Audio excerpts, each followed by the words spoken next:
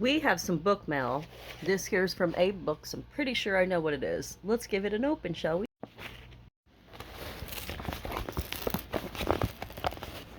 Man, that is some thick packaging paper, you guys.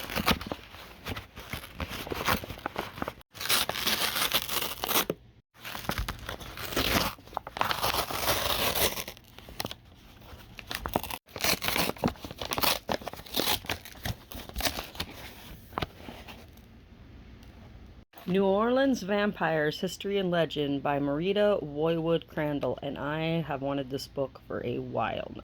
So, I'm so excited to have this in my collection.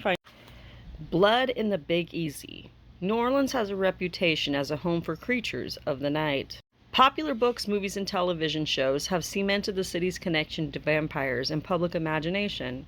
In the early days of Louisiana's colonization, rumors swirled about the fate of the Casket Girls, a group of mysterious maidens traveling to the New World from France with peculiar casket-shaped boxes. A charismatic man who moved to the French Quarter in the early 1900s, who eerily resembled a European aristocrat of 100 years prior bearing the same name. A pair of brothers terrorized the town with their desire to feed on the living human blood during the Great Depression.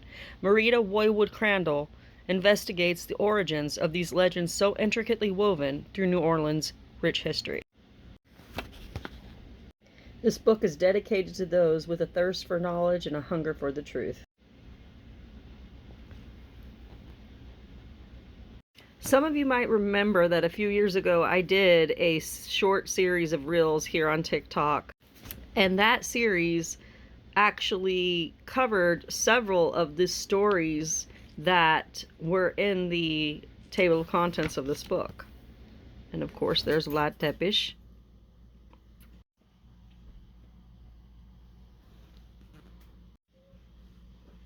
Fog rolls over the slates on the square just in front of the St. Louis Cathedral, spilling onto the wrought iron benches. The mist thickens while the sound of hooves clip the pavement, the mule leading its buggy into the distance. There's a reason Walt Disney fashioned his Magic Kingdom after the French Quarter in New Orleans.